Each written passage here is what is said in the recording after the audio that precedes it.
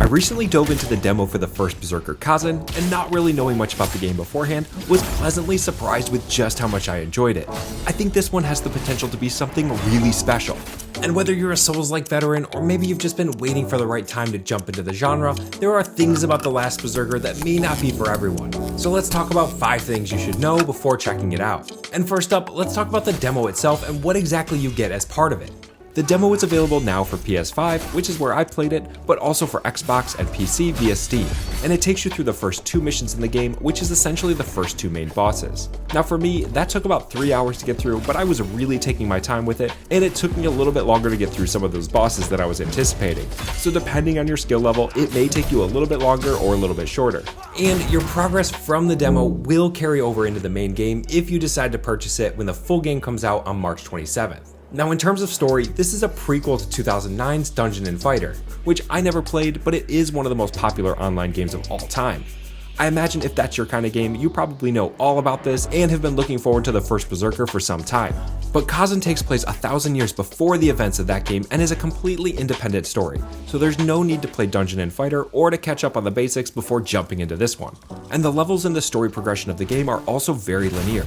And in that way, this game is a lot like Lies of P, which was probably my favorite game of 2023 and remains one of my favorite Souls-likes of all time. Now there is some exploration you can do, but mostly that just involves following a trail or some other path that leads to a chest or a collectible before turning around and heading back down the main path.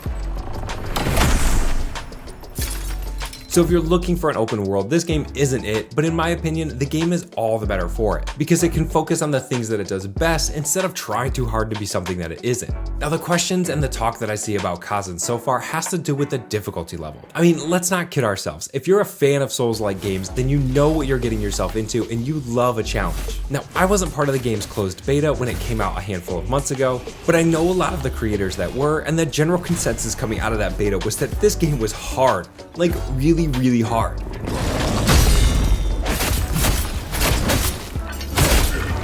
Even for some gamers like Fighting Cowboy that basically play these games for a living. Now the demo that's available now, at least from what I can tell and from what those creators have said, is that it does seem like the difficulty level has been tamped down a bit. That's not to say that this game is easy by any stretch. The first couple bosses you face as part of the demo are certainly no pushovers. And if they're any indication of what lies ahead, then this game will definitely challenge your skill level and your patience. But I would say in general that Khazan has a few mechanics that I find may make it a bit easier for players. For example, once you get past the first main boss, you can actually choose between normal and easy difficulty. That's a pretty rare option in Souls-like games. Typically these games start out hard and just continue to get harder with each New Game Plus playthrough. And second, when you die, you'll lose your Lacrima, which is basically the game's runes or ergo that you need to collect in order to level up your stats, but you'll also earn some back in return. So if you die enough times on a tough boss, you should be able to collect enough Lacrima from that to eventually add some levels to your character. And retrieving your Lacrima once you've resurrected, I've found to also be pretty forgiving. The Lacrima shows up before the boss fight, which gives you a chance to run back and level up before heading back into the boss arena.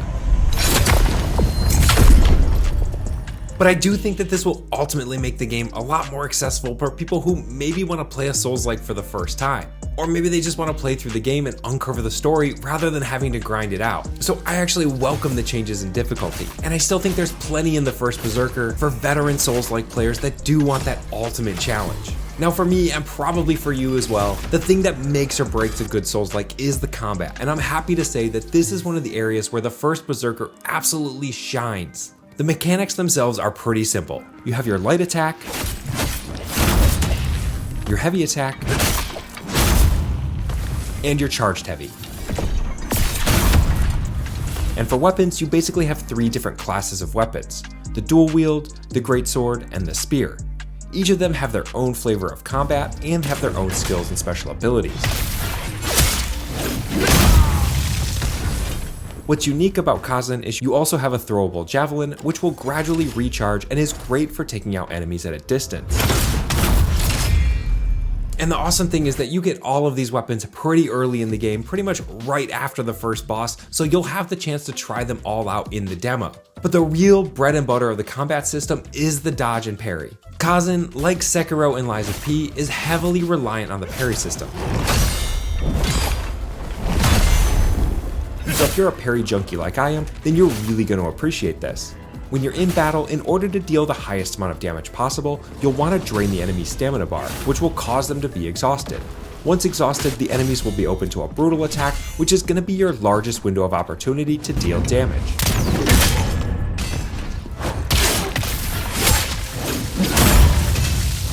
Now, parrying the enemy's attack is the best way to reduce their stamina bar, but you can also use heavy attacks to do that as well.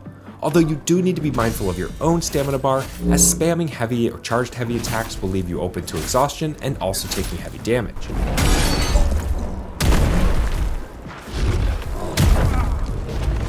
So like with all these games, it's about finding the right combination of using light attacks and heavy attacks and keeping an eye on your stamina and also being pretty aggressive because you don't want that stamina bar on the enemy to come back as well.